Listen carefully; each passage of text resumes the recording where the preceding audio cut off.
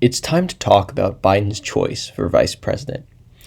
Biden is arguably a strong frontrunner against Trump, as he's leading in national polling, swing state polling, economic forecasts, polling aggregates, betting markets, and in the prospective Electoral College. Earlier this year, before COVID-19 and everything else that has made 2020 truly very special, the last Democratic debate occurred between Biden and Sanders. There, Biden made a historical promise. He said he would have a woman nominee, only the second VP woman nominee of either party in U.S. history. However, I can make an assumption that is almost definite at this point, and due to current events that have happened over the past few weeks, including the death of George Floyd and major calls for police and criminal justice reforms through protests and riots. In order to have large minority turnout this election year and appease the minority Democratic base, Biden will probably choose a woman of color. The only reason he would choose a white woman would be if it were Elizabeth Warren, in order to unite the moderate and progressive wings of the Democratic Party. Another hint at why a woman of color should be picked is that throughout this year, Trump's approval rating has dropped for two core reasons. One is a mishandling of the early stages of the COVID-19 outbreak, which has disproportionately impacted minority communities, and the other is his strict law and order approach and lack of empathy, especially on Twitter, regarding the killing of George Floyd, which has sparked college-educated white and minority rage, and has only really not harmed Trump and his evangelical base. Talking about the stupidity of the Trump campaign's addiction to white evangelicals is for another video. All I will say is that it harms his chances this fall significantly. So now I will move on to my list of picks for the Democratic vice presidential nomination. Coming in at number 1 on my list is Kamala Harris. To me, this isn't a surprise, and I would even consider her to be the frontrunner at the current moment. Harris was the 32nd Attorney General of California.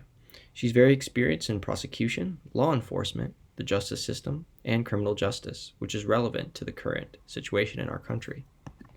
I believe there's a 55% chance she is the nominee.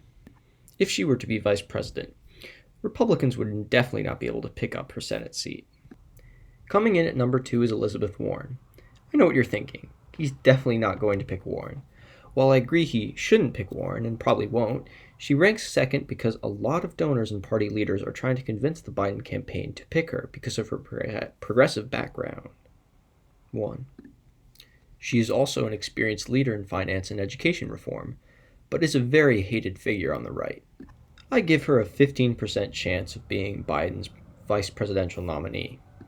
Coming in at number 3, somebody who's currently not on Biden's shortlist, but is really campaigning to be on that list, Stacey Abrams.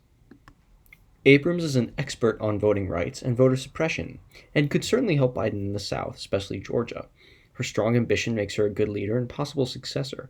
However, she has a lack of experience in executive office, and I believe the DNC wants her to run for governor again in 2022 against Brian Kemp. She also has a 15% chance at the nomination. Coming in at number 4 is Florida politician Val Demings.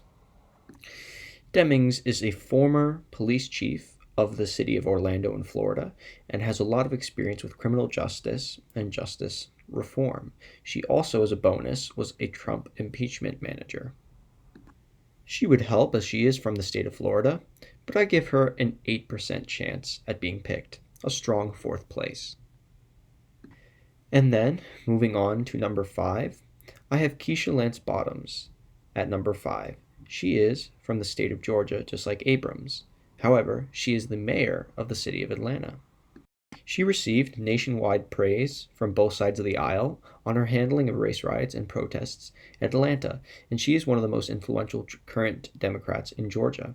She will definitely drive up African American turnout in Georgia, in Atlanta suburbs, and inner city Atlanta. She has a 4% chance. And finally, coming in at number 6 is Susan Rice, an Obama official. She is very experienced on foreign policy and security issues.